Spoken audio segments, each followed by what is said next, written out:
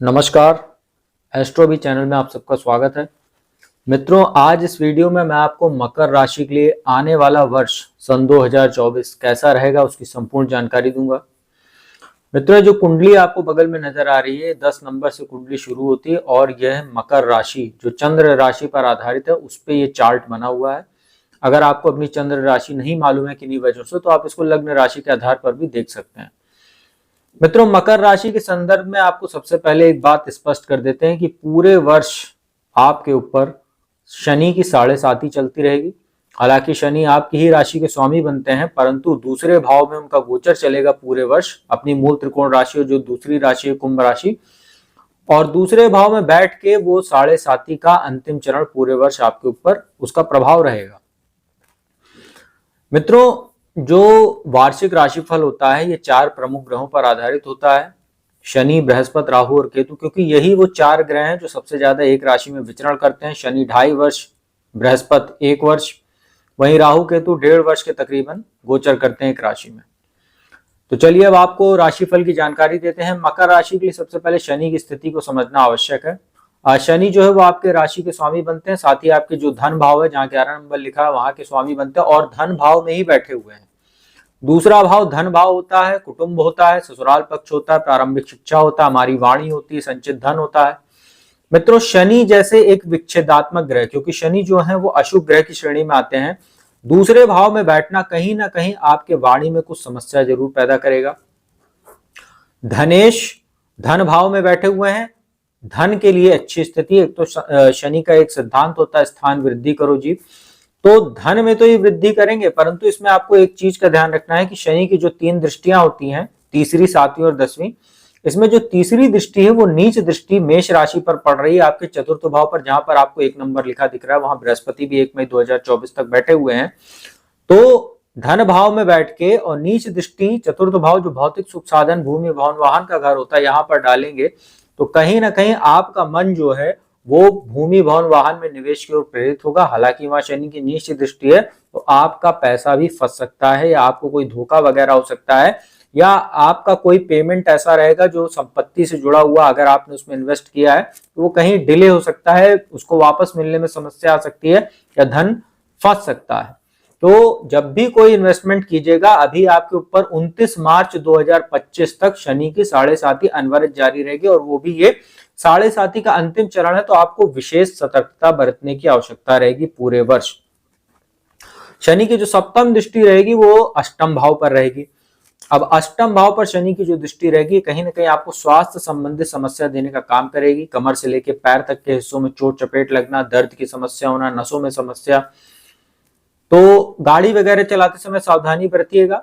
साथ ही आपको एक चीज के लिए जरूर शनि की जो अष्टम भाव पर दृष्टि, यदि आप किसी रिसर्च के क्षेत्र से जुड़े हुए हैं, माइनिंग के क्षेत्र से जुड़े हुए हैं, या तंत्र मंत्र ज्योतिष गुप्त विद्या में आपकी रुचि है, ऐसे लोगों के लिए यह शनि का 7वीं दृष्टि जो अष्टम भाव पर पड़ेगी ये अच्छी हो सकती है। तो वाणी के स्थान पर बैठे हैं, तो जो लोग ज्योतिषी वगैरह हैं या वाणी संबंधित कोई काम करते हैं, लॉ की फील्ड से जुड़े हुए लॉयर वगैरह आप हैं, तो आप लोगों के लिए अच्छे अवसर ये शनि बनाकर दे सकता है।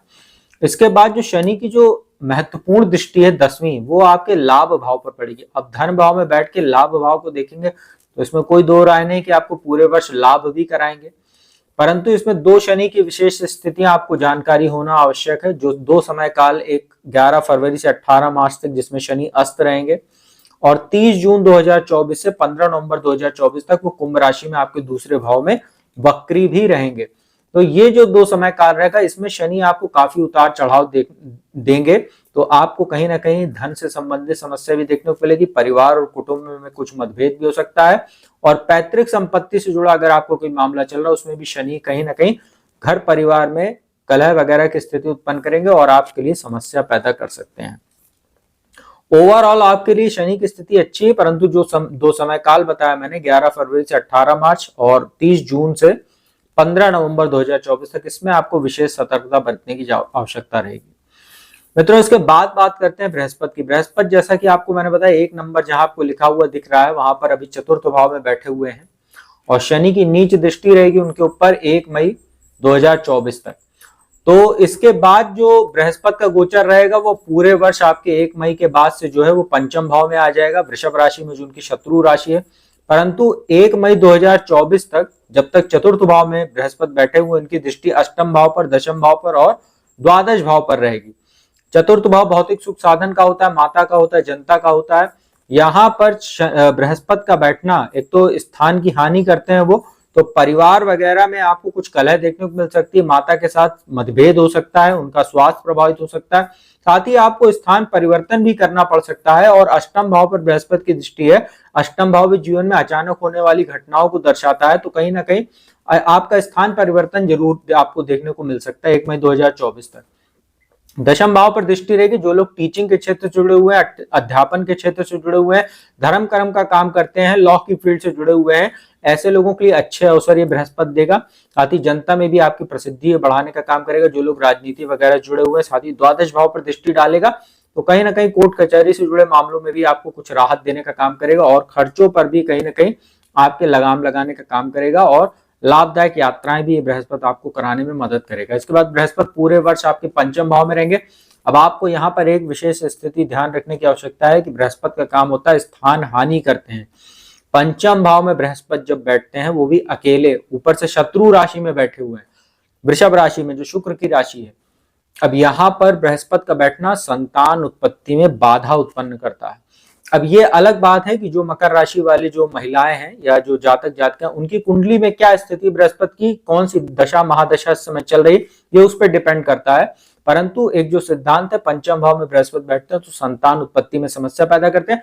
हालांकि ऐसा नहीं होता है कि संतान होने में कोई चुनौती आ जाती बहुत बड़ी, परंतु संतान उत्पत्ति में समस्याएं देते हैं, प्लस संतान के साथ मतभेद पैदा करते हैं, संतान का सुख नहीं लेने देते हैं। जैसे संतान कम समय में ही बोर्डिंग स्कूल में चली जाती है, या संतान जल्द से जल्द कहीं पढ़ने के लिए, किसी काम के लिए किसी दूसरी जगह हो जाती है, तो मतलब संतान का सुख नहीं देने देते हैं अगर पंचम भाव में बैठ जाए, ऐसा आप समझ सकते हैं।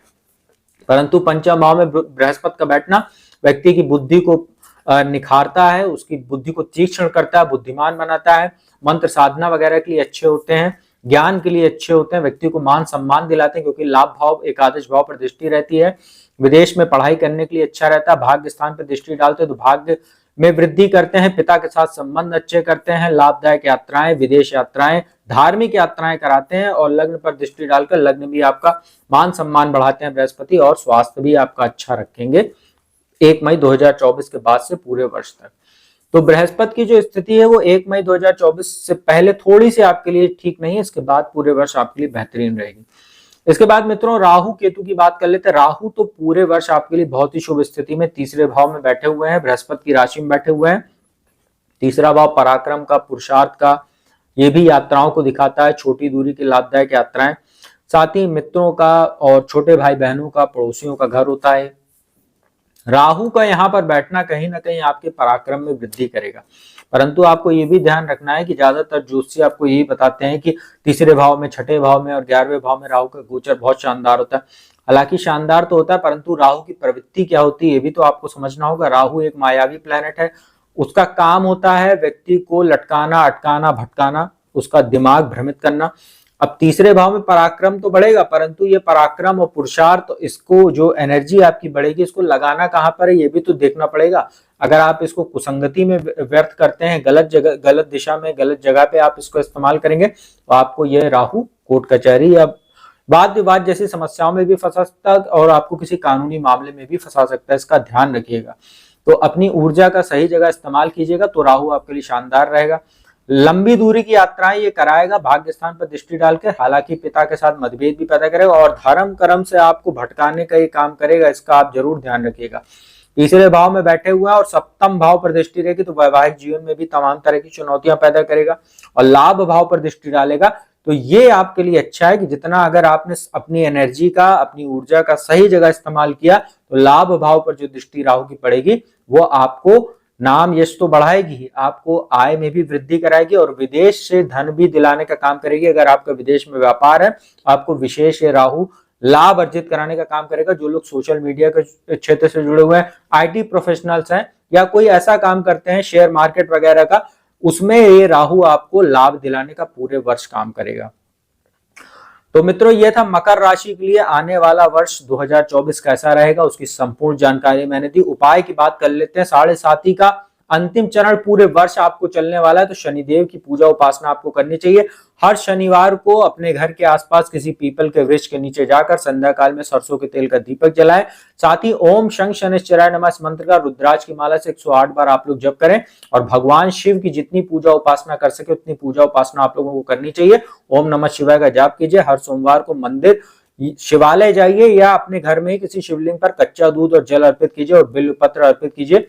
तो आप लोगों के लिए जो 7.5 का जो कुछ कष्टदायी समय रह सकता है उसमें आपको राहत देखने को मिलेगी। तो मित्रों, उम्मीद करता हूं वीडियो आपको अच्छी लगी होगी, इन्फॉर्मेटिव लगी होगी। यदि वीडियो अच्छी लगी तो चैनल को सब्सक्राइब कीजिएगा, बगल में बेल आइकन का बटन उसको प्रेस कीजिएगा और आने वाली वीडियोस के लिए नोटिफिकेशन बेल को जरूर दबाइएगा। और अगर वीडियो अच्छी लगी तो उसको लाइक, शेयर और कमेंट कीजिएगा। और जो भी चाहता कुंडली विश्लेषण कराना चाहता है तो मेरा नंबर डिस्क्रिप्शन, स्क्रीन दोनों पर उपलब्ध है, उस पर संपर्क करके आप अपॉइंटमेंट ले सकते हैं और मेरे द्वारा कुंडली विश्लेषण का लाभ देश दुनिया के किसी भी कोने से प्राप्त कर सकते हैं। तो मैं अपने वाणी को ही विराम देता हूं। अगली वीडियो में आपको मीन राशि के लिए कैसा रहेगा आने वाला वर्ष 2024 उसकी संपूर्ण जानकारी लेकर हाजिर होऊंगा। तब तक के लिए ओम नमः शिवाय।